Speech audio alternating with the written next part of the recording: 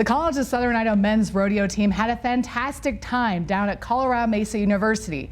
Now, the team was actually in first place going into the event, but they secured their lead and prevailed and beat Colorado Northwestern, who was nipping at their heels. But concussions also occur in all different types of sports, including soccer, and that's the one we are talking about today.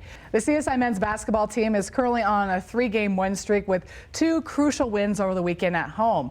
The latter, of course, being against Salt Lake, which solidified their place for the 2nd seed entering the Region 18 tournament. This is Southern Idaho's local sports with Brittany Cooper. Kind of hard to hold a track meet with the wind we had today. Right? Especially in the early afternoon and for those field events. Now, the boys' pole vault actually had to be canceled because of gusty winds, and some of the mats blew away, I guess, almost into the parking lot. However, the 18th annual Beal Rotary Invitational still went on. Oakley traveled to Chalice last Friday and dominated against the winless Vikings. Even though Chalice lost the game, one of its players celebrated a true victory that he'll never forget. Now that elections are over, the next exciting thing happening this week, state football, of course. And besides, Boise State has a bye. Since we posted the one-handed catch from the 3A state championship game on social media, the clip has gone viral. On a pass from Gooding's Wyatt Williams, Clancy Cochran went up and completed the catch with ease. With more than 231,000 views on my Facebook page, it's being picked up by sports networks. FS1 plans to use it in a variety of ways, starting with at the buzzer. But keep in mind, they call us KMTV instead of KMVT. Common mistake. That's senior wide receiver Clancy Cochran from Gooding High School in Idaho making an insane one-handed catch in the end zone. Say quack, because Oregon jumped undefeated Florida State for the #2 spot in the college football playoff rankings. Bronco Nation can be seen and heard at Albertson Stadium on game days. If the season was underway right now, one band would be cheering not from the stands, but her hospital bed in Salt Lake City. 13-year-old Lexi Bingham of Buell remains hospitalized after breaking her neck while snowboarding. We visited with Lexi and saw her true blue spirit come through on the road to recovery. The NFL and its fans took a huge sigh of relief when a Seattle Seahawks player showed movement after taking a hit that left him motionless yesterday during the Dallas Cowboys game. The biggest game of the year so far for the CSI women's basketball team. The 4th-ranked Lake Golden Eagles playing host to the #1-ranked Bruins. Both teams entering tonight's contest at 18-0. With at least 2 more matchups this season, this one sets the tone early for where these 2 teams sit in the rankings. Boise State is 4-1 all-time against BYU. The Cougars will be led by freshman sensation Tanner Mangum, who threw a game-winning Hail Mary to beat Nebraska last week.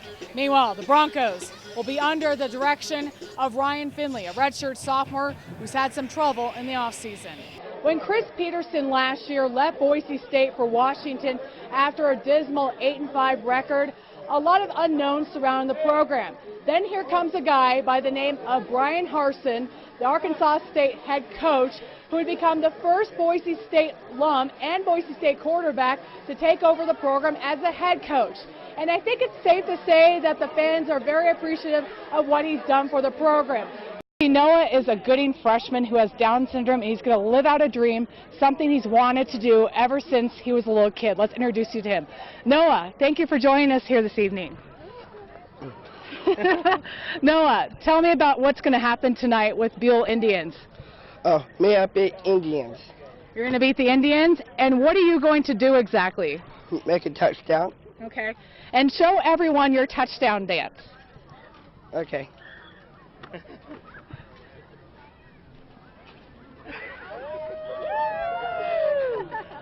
Noah, what do the kids refer to that as? Good. Is it called the whip and nay-nay? Yeah, the whip and nay-nay. Trying it out, you know, as a college student. So. Words doted by a CSI basketball player after trying marijuana, but for Shaquille Carr, a short-lived experience turned into a night he'll never forget. Now that his freshman year is coming to a close, Carr weighs in on lessons learned and becoming a leader at CSI. There's no stopping Shaq Carr. At 18, he's being looked upon as a leader at CSI. He's been an honor student. He's been a role model for the rest of the guys on the team. Anytime anybody else got in any kind of trouble at all or even put themselves in a bad situation, he was there, you know, letting them know, hey, I'm the example here. I really screwed up. In November of 2014, Carr found himself in a predicament at his dorm. He had marijuana on him. Knocked on the door, threw it out the window, and they found it. Campus security called Twin Falls police. I was charged with possession of marijuana. Got a text message from my assistant coaches. Of course, we had a meeting right away. And it was kind of scary, you know, being a basketball player and all. I thought I was going to kind of be done with the season, kind of be sent home. Thought Coach Fay was going to be mad at me, which he was. Carr actually escaped the temptation of drugs in high school. Growing up in Las Vegas, Nevada, it was kind of hard, you know, the gangs, drugs, stuff like that. So basketball was kind of like my way out. Now, just 1 year removed from high school, he's learning that he's not invincible. Trouble can find you at any time.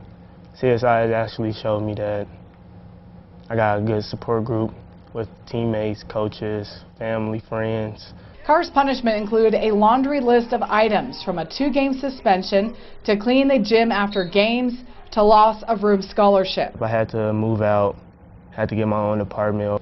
Now I'm paying rent as an 18-year-old, which is not fun, but I gotta do what I gotta do to stay in school. Plus, drug and alcohol counseling. we don't want to just send them on their way. We want to make sure and give them maybe some tools they haven't had before to be successful. But chances only go as far as the athlete, as in LaMarcus White's case.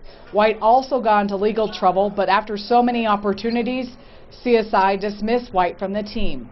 We don't see growth on their part, and if there's repeated offenses, at some point we just have to remove ourselves from the situation, let them know they need to go in a different direction. We'd like to say that marijuana is not part of our society, but it is. It's a big part, and you know, obviously we want to do what we can to keep our guys and all of our student athletes away from that.